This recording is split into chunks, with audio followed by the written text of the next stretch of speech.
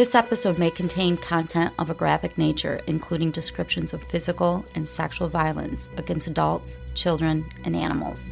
Listener discretion is advised. Hi everyone, I'm Talia. And I'm Tanya. And together we are Crimes and Consequences, a true crime podcast.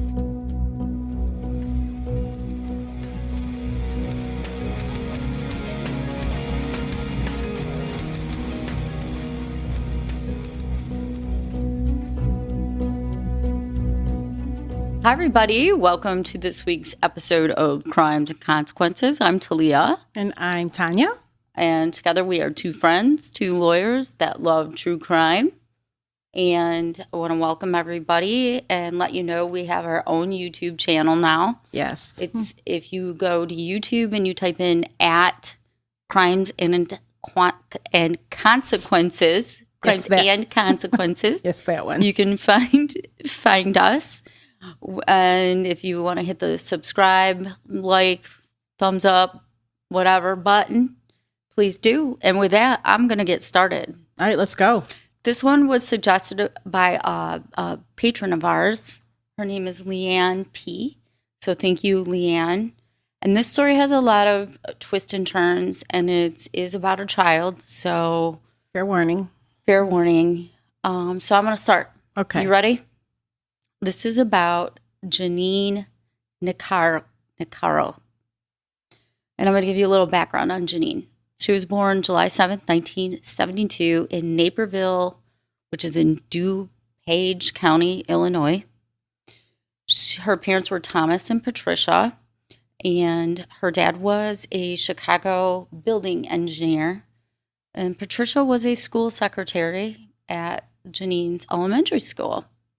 Janine had two sisters, Chris and Kathy, and the family lived on Clover Court.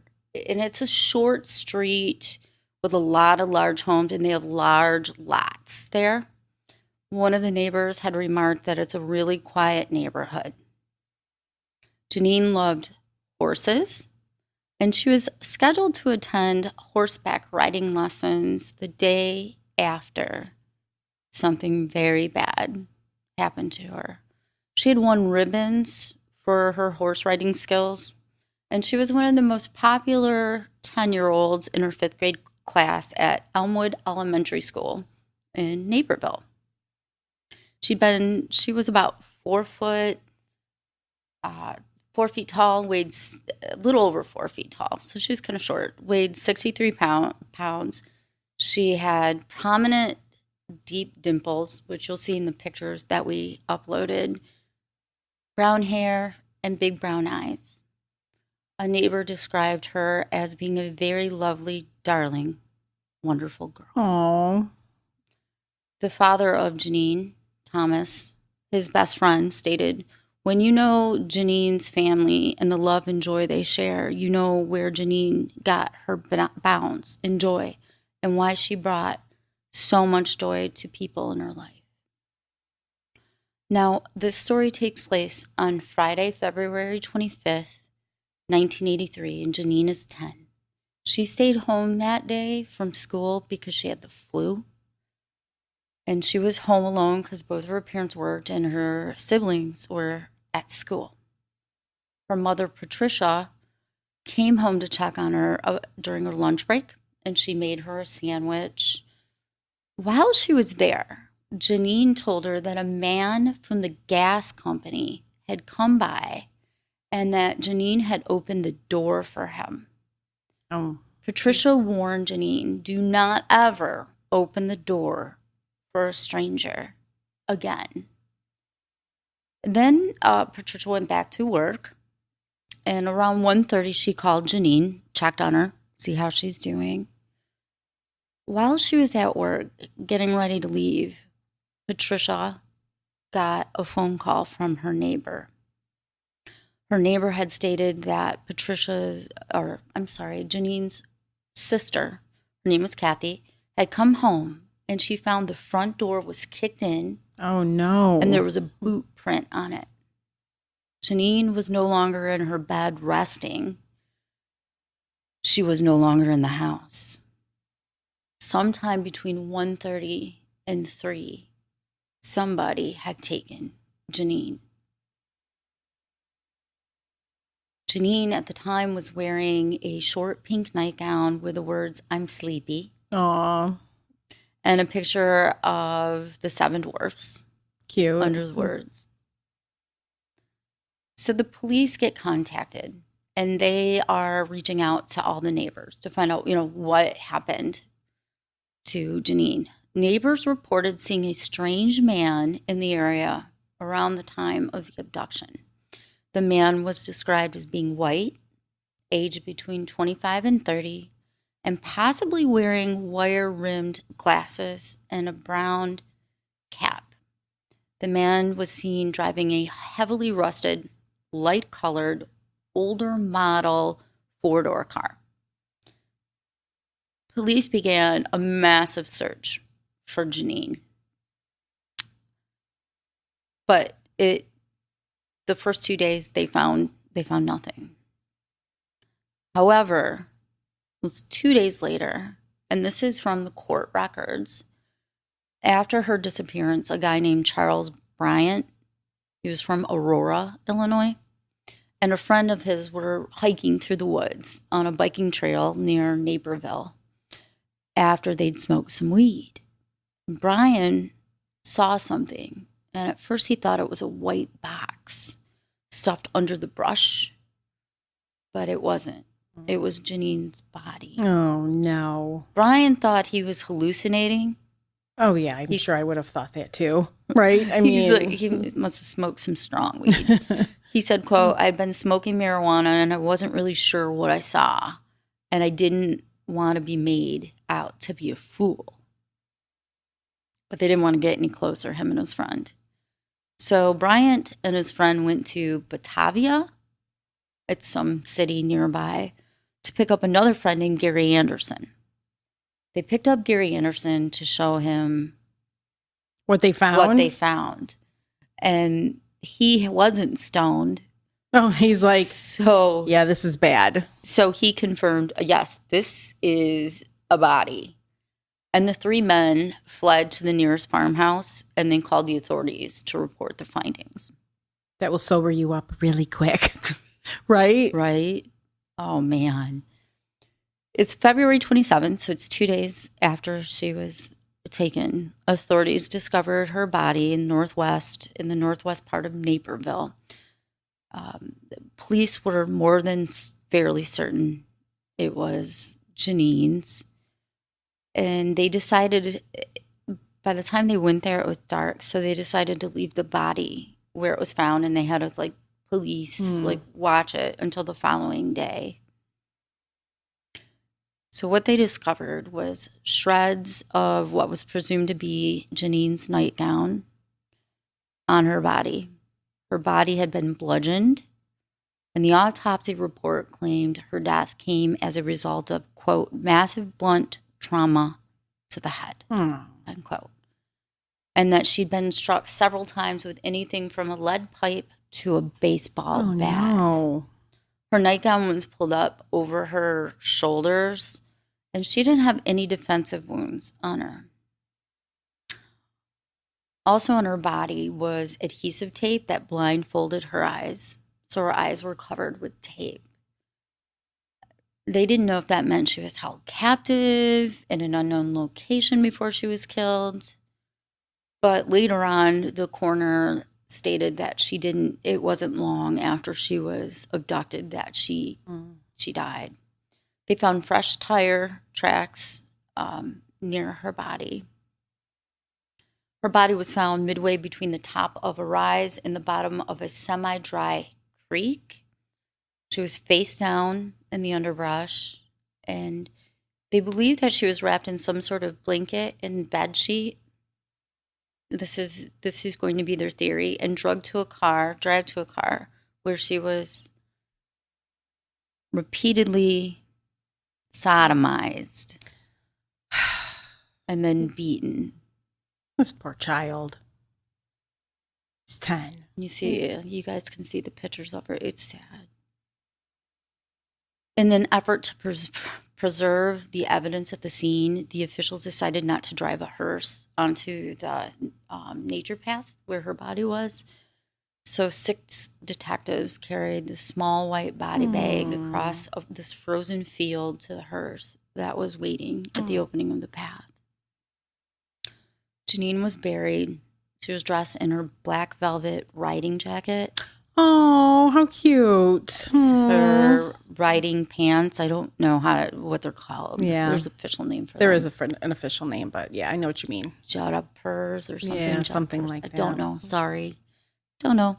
And riding boots with a riding crop in her hand. A horseshoe wreath of red roses and white carnations surrounded her casket.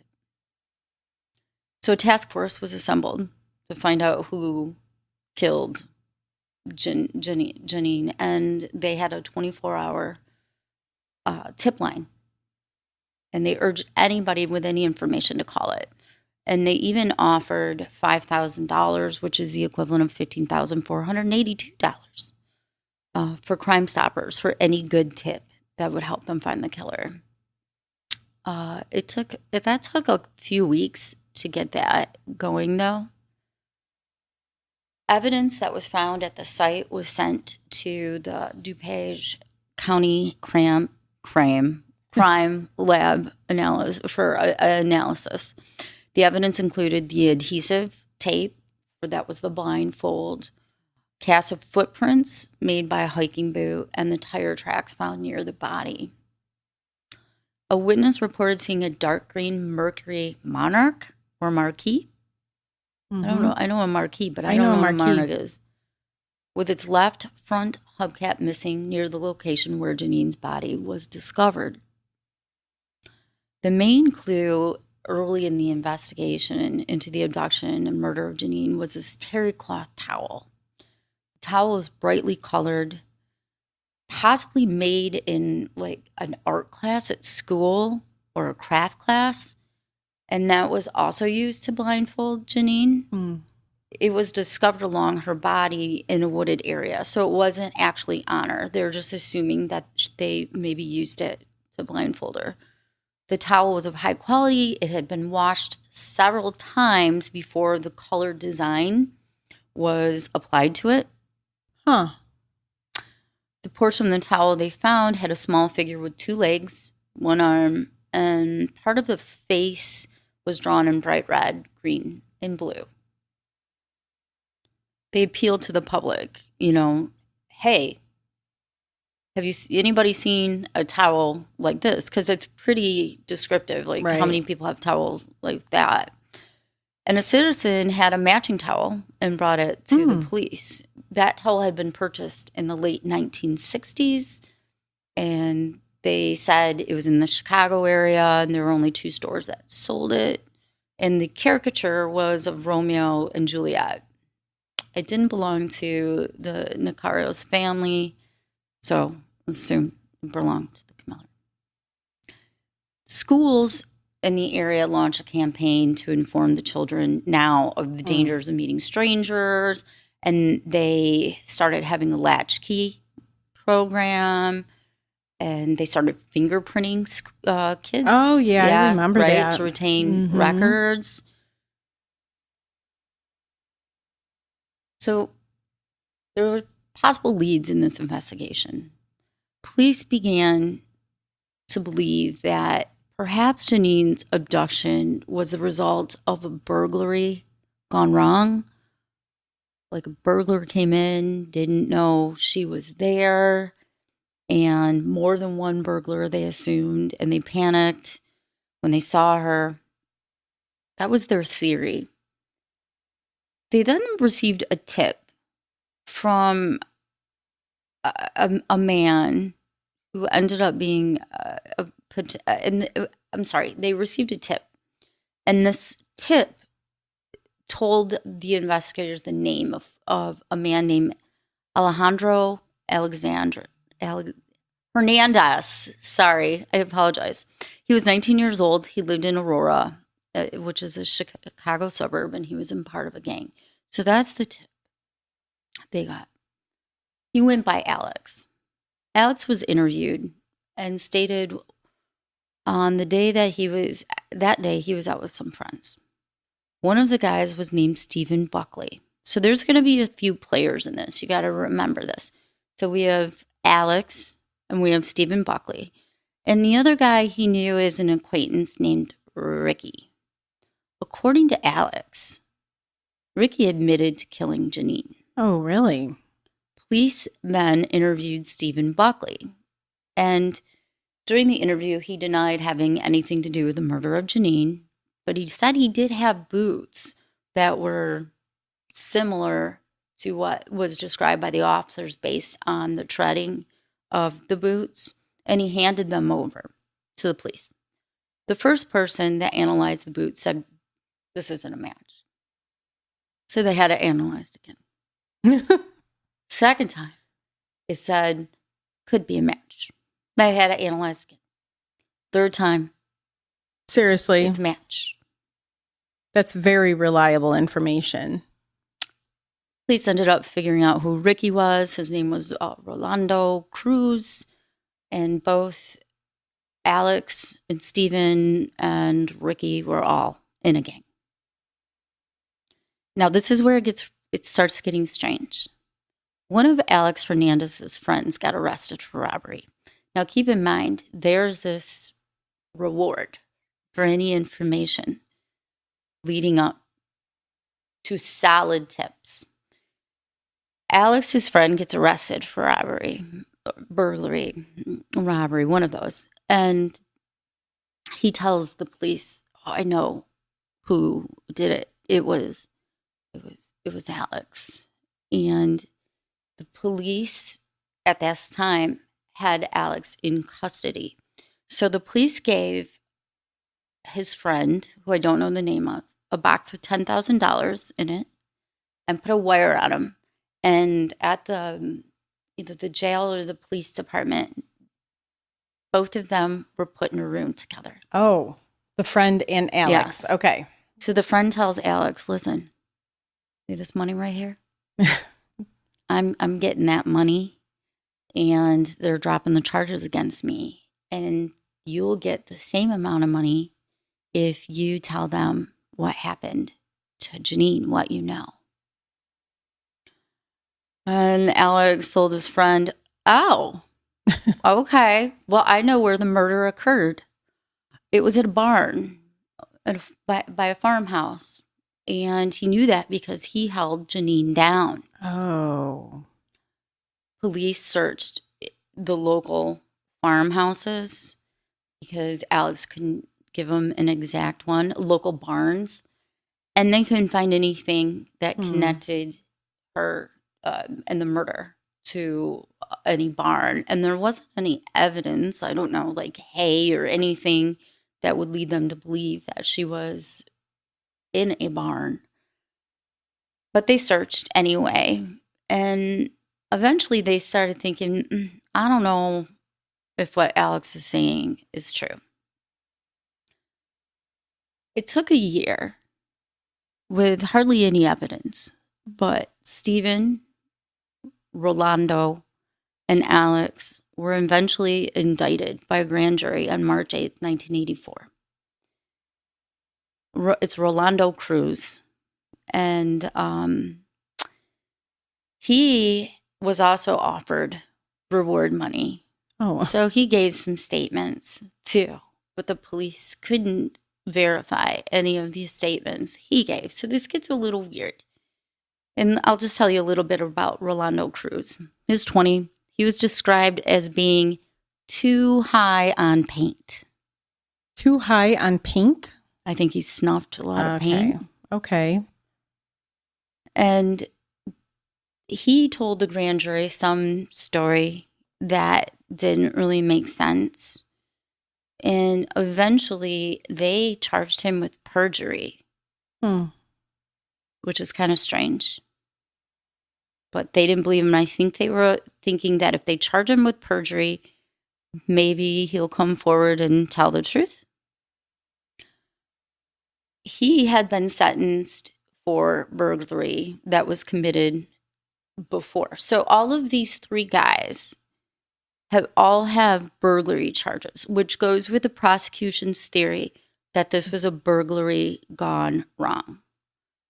Eventually, Cruz was charged with murder, rape, deviant sexual assault, and aggravated liberties with a child, aggravated kidnapping, home invasion, and residential burglary.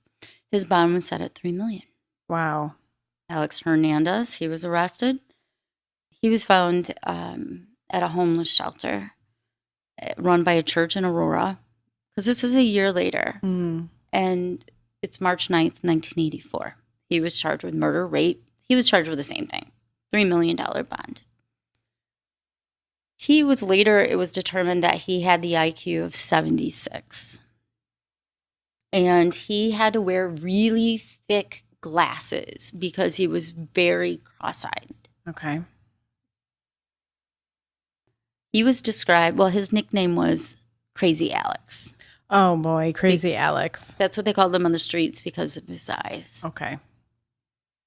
Now, Stephen Buckley, he was 21. He dropped out of high school. He went to East Aurora High. He had a history of burglary and theft. He was described as being very creepy, very scary, with very scary eyes. His eyes always looked drugged out and crazed.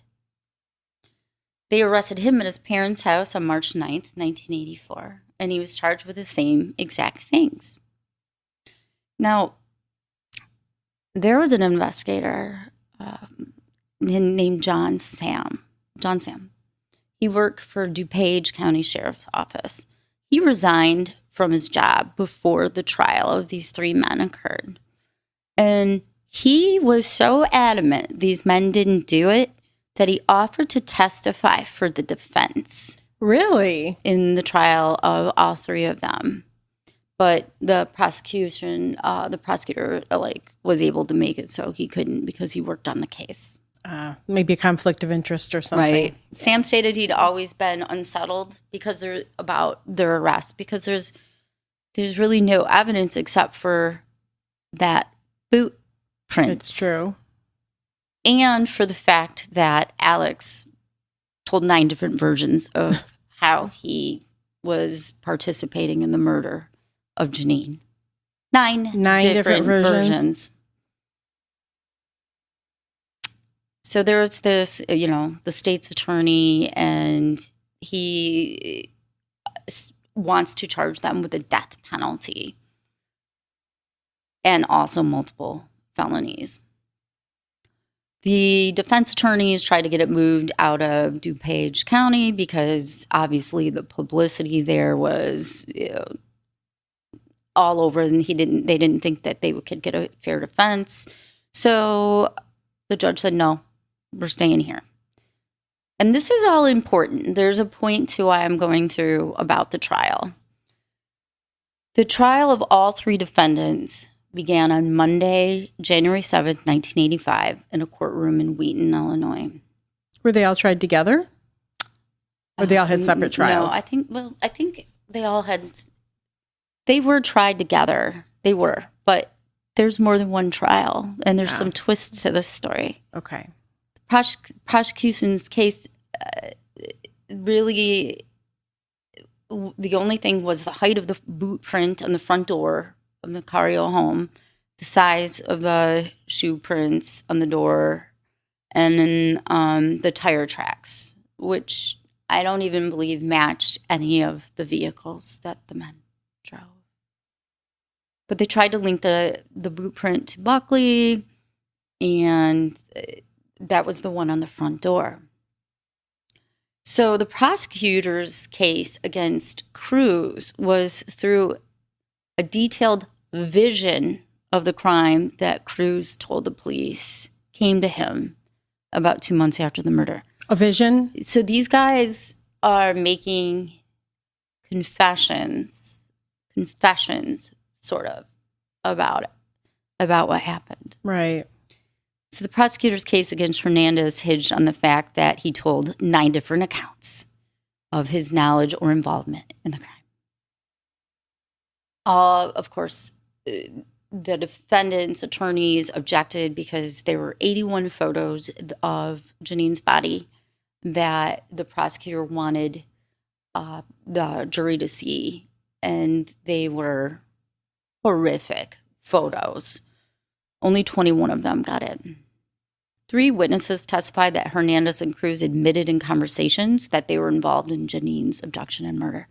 Well, I mean, they were blabbing their mouth that they were a part of it. And they were all either friends or relatives of the men. The defense said they were all drug users and high school dropouts, and they had long criminal histories. So they talk about the boot prints and comparing it, and some other people testified that they saw Buckley driving a car matching the suspect's description in that same time as Janine was abducted. 2 aunts, a brother, and a family friend of Hernandez testified against him. Well, the verdict came in February 22nd, 1985. After 27 days of testimony from 90 witnesses, 2 days of closing arguments, and 13 and a half hours of deliberation, the jury found Cruz and Hernandez guilty of murder, rape, and all the other charges I explained. They were found guilty 3 days before the 2nd anniversary of Janine's death. But when it came to Stephen Buckley, the jury was hopelessly deadlocked. The prosecutor said, we're going to try it again. But he was the one with the boot print, right? Hopelessly deadlocked. It's kind of crazy. Like, if that's really like one of the big pieces of evidence and they're deadlocked, but the other 2 guys did it. Mm-hmm. Okay. Keep following. Because it gets seems a little odd, very but okay. interesting. I'm with you. So Buckley was released on bond. And it gets even more complicated. And 2 of his attorneys ended up getting arrested. But I'm not going to go into all of that. In the long short of it, he was acquitted. He was acquitted. Yeah. He was acquitted. Or he wasn't tried again. I should say that. He wasn't tried again. Cruz and Hernandez waived their rights to a jury trial, and they were sentenced to death. Cruz claimed that he grabbed her by the throat and threw her down the stairs. That was one of the things that he had confessed to. They were sentenced to Menard Correctional Center, where they would be executed. Cruz was sentenced to an additional 255 years in prison, including 2 6-year terms for rape and all these other things. So he got the worst of it. Of course, as you know, death sentences are automatically appealed by the Supreme Court. And everybody did all the appeals they could, and they all got denied. But things changed. There was a twist. And I'm going to tell you about Brian Dugan. Okay.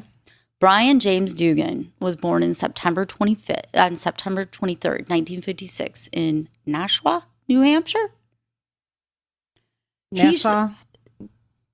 Maybe? Nassau? It's got an H. I don't know. He was born in New Hampshire. He showed signs of being a psychopath at a very early age. And there's a point to me talking to you about Brian. Now, let me tell you a little bit about Brian. Okay. He burned down his garage at the age of 8. Oh, damn. So he's starting fires. At the age of 13, he poured gasoline on a cat and lit the cat on fire. So animal cruelty. Fucker. So we got arson. We got animal cruelty. At the age of 14, he got caught burglarizing a home, and he was sent to the youth detention center, the juvie. His brother thinks that he was molested there. I don't know if he was, but when Brian returned home, eventually he attempted to molest his younger brother, Stephen. Brian was a bedwetter. There are the three. There we go. There's the triad. Even as an adult. Wow. Yeah, he probably still wets his bed today. Yeah. In 1974, he attempted to kidnap a 10-year-old girl at a train station. He was arrested, but the charges ended up getting dropped. Now, Brian had an older sister, and her name was Hillary. And in 1975, he threatened to kill her and chop up her young son. Oh, my God. He vandalized her car. I don't know all the crimes he did, but he did a lot of crimes. He served time at Menard Correctional Center from 1979 to 1982, where it was believed he was raped multiple times by inmates. Now, he ended up getting out in 82. And who knows what Brian did from 82 to 84, but I don't think it was good. But I can tell you what he did in 1984. What? He spotted a nurse named Donna I think it's Shawner.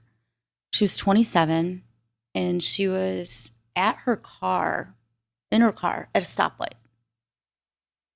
He ended up following her and driving her off the road. He dragged her from the car. He beat and raped her, and then he drowned her in a quarry. Wow. On June 2nd of 1985, and this is really sad, 7-year-old Melissa Ackerman and her friend Opal Horton, they were playing outside, and they were in a city about 30 miles from Naperville. Brian spotted them, and he grabbed Opal. Melissa started to run, and Brian, while he's still holding on to Opal, chased after Melissa. Opal managed to get free, but he ended up getting Melissa. Oh. She's just 7. I know. He dragged her into his car, and Opal ran for help. Opal was able to provide the police with a description of Brian and his car. And ironically, an officer recognized the description of Brian and his car because he had pulled Brian over and ticketed him the day before because he had expired tags. So they look up, the ticket. They see who it belongs to. It belongs to 28-year-old Brian. And Brian was working as a machine operator at a hydraulics factory. So they arrest him at work. 2 weeks later, Melissa's body was found in a drainage ditch. An autopsy showed that she'd been raped and drowned. There was evidence of hair and some other evidence besides the fact that Opal identified him that linked him to Melissa. And Brian knew his goose was cooked. Right. His goose was cooked. So in order to spare himself the death penalty, Brian said, what if I tell you about some other crimes? Will you take the death penalty off the table? And at first the prosecutor was like, no. And then he's basically saying, well, I got like 5 I can tell you about. So the prosecutor agreed. So Brian begins talking about some serious crimes he committed. On May 6th of 1985, he spotted a woman with car problems. And he's just being nice and pulls over. He has a knife with him, and he kidnaps her at knife point, and he drives her to a desolated area where he rapes her. But he later lets her go. And this is a crime spree that lasted about a month. 2 days later, he tried to kidnap another woman, but she managed to get away. The day after that, he spotted a 16-year-old girl walking home, and he yielded a tire iron and forced her into his car. He took her to a desolate place, tied a belt around her neck, where he raped her and tortured her for a while, and then he drove her home. Really? Yeah. He drove her home. It's pretty brazen. Like, what the fuck? I know. In late November of 1985, Brian provided state investigators with a statement about Janine. He said he abducted her alone. Really? He claimed that he skipped work that day and he was smoking some doobies, smoking some weed, and he was driving through Aurora and Naperville. When he was driving around, he could see a young girl inside a house. And I'm wondering if he was the guy that knocked on the door and pretended to work for the gas company. I don't know if that's what maybe it checking is. it out to see like if her parents were home or something. Right. So he knocks on the door and he goes in and gets a screwdriver. Because she didn't answer the door. Remember, she was told not to answer the door. He kicks in the door, he grabs her, and he drives her to a deserted trail where he raped, sodomized, murdered her. And as I said, this statement came as a result of a plea agreement. He'd already gotten 2 life sentences for the murder of Melissa Ackerman and Donna Schauner, and he was already in the Pontiac in a correctional facility. So investigators don't know what to think. Like, is he telling the truth? Because they already have. Right. They've convicted 2 people. 2 people on death row. Mm-hmm. So they asked him to take a polygraph test, and they asked him questions. Did you murder her? Did you do this? And he passed the test, which it means, yes, he did. Then there were fingerprints around the scene, and they compared those to Brian's around Janine's scene, and they were a match. There were 7 sets of fingerprints that were tested, and all came back to show that there was a match. But there were other fingerprints that weren't a match. But he says he acted alone. So he agreed. So now they're like, okay. Yeah, what do we do now? Are there other people involved? What is going on? So he agrees to take the truth serum. Really? Mm-hmm. Was it sodium? Yes, sodium pentothal or something? Yes. And undergo hypnosis. Really? To prove he was the only one that killed Janine. And that Cruz Hernandez, which Cruz was already, not facing charges for it, but Hernandez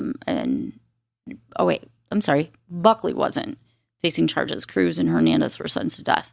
He was saying they're innocent. In January 1986, a judge in DuPage County issued a gag order because they did not want all this information going out. And on December 5th, Brian signed a consent to undergo hypnosis. He was hypnotized, and he was able to convince authorities that he alone was responsible for Janine's death under hypnosis. Wow. I don't know if he was... there could be fingerprint. I don't know. But I do think it was probably him because he acted alone. I know he did it. Yeah. And he acted alone for everything else. That's true. All of his other crimes. Right. And I don't think he had a lot of friends. I don't know. I wouldn't be his friend. Yeah. So the court could use the statements of him being hypnotized against him, but he did inform investigators it wasn't a bat or a lead pipe that killed Janine. It was a tire iron. And he gave that tire iron to a friend, and that was under hypnosis that he recalled that. But they never found it. Yeah. He described in detail why under hypnosis, in the manner in which he blindfolded Janine, and specific details about the adhesive tape that was used to secure the towel. So he had the towel, and then he had the adhesive tape. But at some point, the towel was beside her. And none of that information had ever been released to the public. He drew a map that showed where exactly he disposed of the boots that he was wearing during the murder. And they found shredded pieces of leather boots in a plowed field where he had directed them. And a farmer recalled seeing the boots there while preparing his ground in 1983.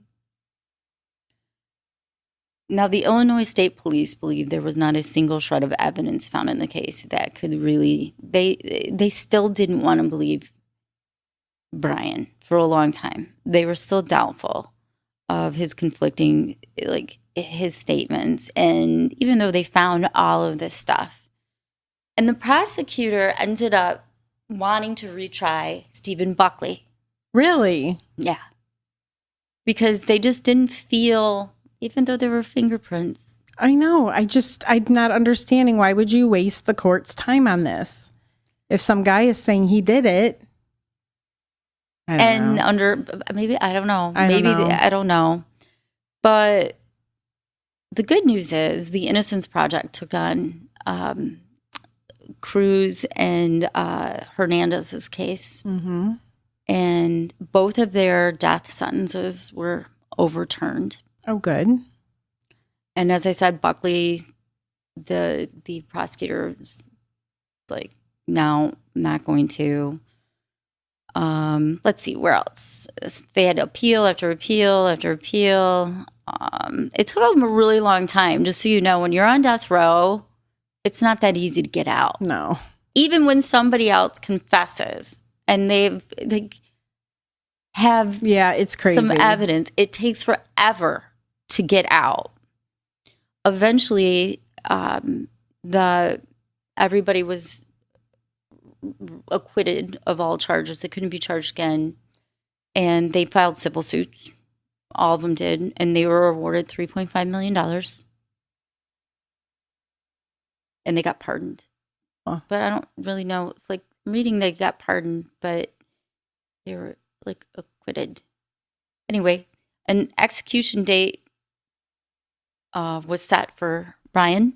Brian, yes. And remember, he's in Illinois. Yes. Well, do you remember what happened in Illinois with death row? No.